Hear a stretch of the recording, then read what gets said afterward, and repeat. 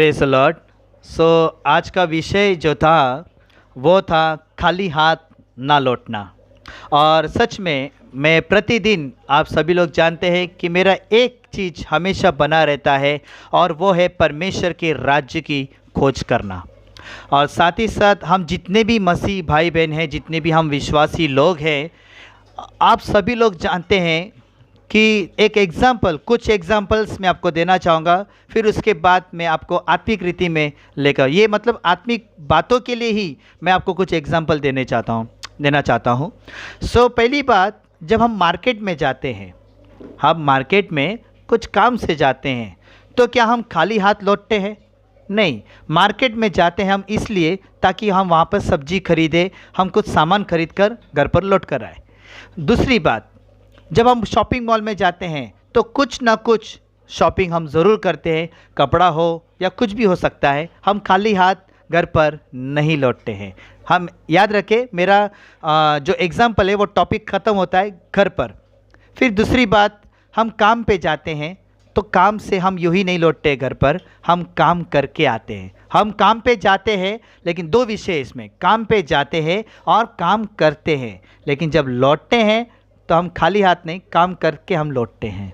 Hallelujah. और दूसरी बात यह है, जहाँ कहीं भी हम जाते हैं तो हमने एक चीज़ सुना है, आत्मिक बातें हम शुरू कर रहे हैं। जैसे हमने सुना है कि कई बार हम जहाँ भी रहते हैं हम प्रभु की महिमा में बने रहें। अक्सर हम प्रार्थना भी करते हैं कि प्रभु, मैं प्रतिदिन प्रभु तेरी महिमा में बना रहूं।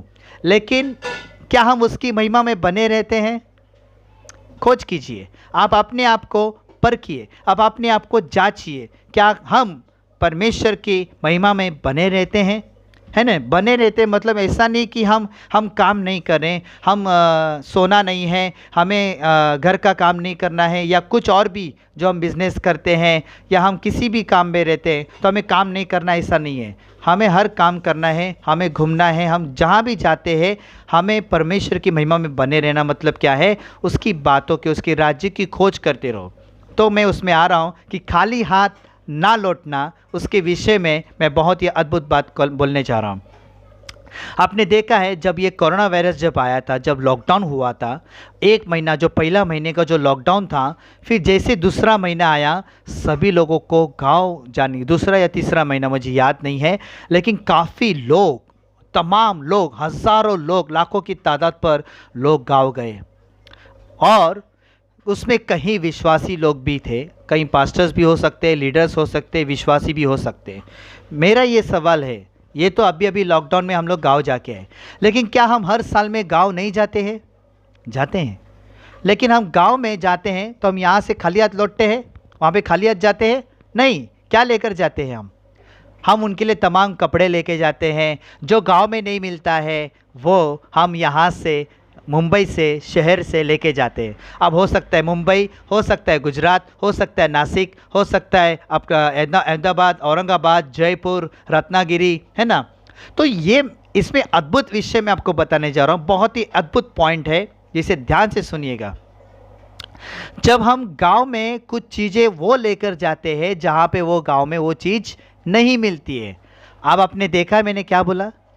बहुत सारे शहरों में आपको हर चीज़ मिलेगी, मतलब आत्मिक बातों में चर्च आपको बहुत मिलेंगे, पास्टर्स आपको बहुत मिलेंगे, लेकिन गांव-गांव में वहाँ ना कोई सेवक है, ना कोई लीडर है, ना कोई पास्टर्स है, ना वहाँ पे यीशु है, ना यीशु का सुसमाचार है। तो आपको नहीं लगता है कि वहाँ पर इन चीज़ों को हमें लेके जाना चाहिए? चलो, आप पास्टर नहीं हैं, आप सेवक नहीं हैं, लेकिन आपके द्वारा आप पास्टर को लेकर जाके वहाँ पे सेवकाई कर सकते हैं, वहाँ पे सुसमाचार दे सकते हैं, है ना? जितने लोग भी यीशु को जानते हैं, यीशु मसीह की आज्ञा को जानते हैं, उसकी बातों को, उसके वचन को जानते हैं, तो आपको नहीं लगता है कि हमें गांव-गांव में जाके उसको सुसमाचार प्रचार करना चाहिए? है ना? जो शहर में है, जो गांव में नहीं मिलता है, जो शहर में मिलता है, वही चीज़ हमें शहर से गांव में पहुंचाना है। जब हम शहर से कपड़ा पहुंचा सकते हैं, हम शहर से बहुत सारी चीज़ों को हम लेके जा सकते हैं, वहाँ पे लैपटॉप नहीं था, लैपटॉप पहुंचा सकते हैं, है ना? लेकिन हमें आत्मिक बातों में बहुत ध्यान देना है मेरे प्यारों। जब भी हम गाँव जाते हैं तो खाली हाथ मत लौटो। आप आपके परिवार को सुसमाचार सुनाओ, आप आपके परिवार को तैयार करो, है ना। जब छुट्टियां वैकेंसी आती हैं तो वैकेंसी में याद रखें, वैकेंसी 2 महीने की छुट्टी में तो कोई ना कोई 1 महीना, कोई 20 दिन वहाँ पे बिताता है। तो आपको 20 दिन लगता नहीं कि वो 20 दिन काफ़ी हमारे लिए, लोगों को तैयार करना, लोगों को सुसमाचार सुनाना, लोगों को अंधकार के बातों से बाहर निकालना।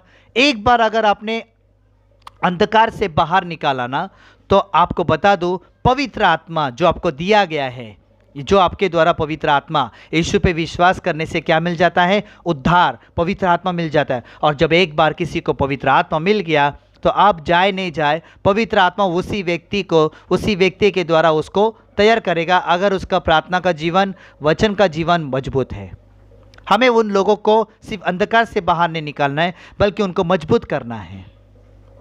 और यही चीज आज प्रभु यीशु मसीह चाहता है ना। जो स्वर्ग की बातें इस शहर में नहीं थी, इस गांव में नहीं था, पृथ्वी पर नहीं था, परमेश्वर ने वो स्वर्ग से वो बातें हमारे लिए लेकर आया। किसी के द्वारा हम तक वचन पहुंचा, किसी के द्वारा बहुत कुछ हम तक आया। प्रभु यीशु मसीह खुद मनुष्य रूप धारण करके हमें उन बातों को दे गया, है ना। सो हमें कहीं बातों में हमें क्या करना है? हमें खाली हाथ नहीं लौटना है। जब हम शारीरिक बातों में इतने आगे हैं तो सोचो आत्मिक बातों में उससे 1000 गुना ज़्यादा हमें आगे होना चाहिए। अगर हम 100% में 30% अगर हम शारीरिक बातों में, तो 70% हमारा आत्मिक बातों में होना चाहिए। इसलिए जब तक हम इस ज़िंदगी में, हम जब तक, अच्छा, और एक एंडिंग बात बोलने जा रहा हूँ, उसमें भी बहुत अच्छी इंपॉर्टेंट बात है, अद्भुत बात है।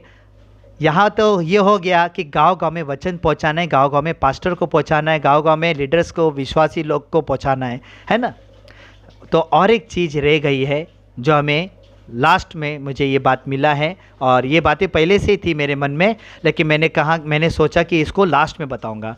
जब हम स्वर्ग में यानी परमेश्वर के न्याय के समय जब हम जाएंगे तो खाली हाथ नहीं लौटेंगे।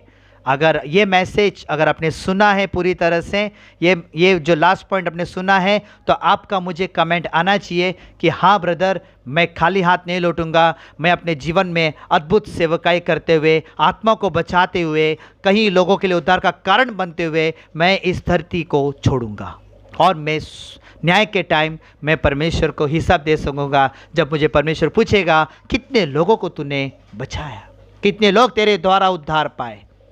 यह नहीं सुनने में आना बनता है कि कितने लोग मेरे द्वारा ठोकर खाए, ये नहीं सुनने आना बनता है।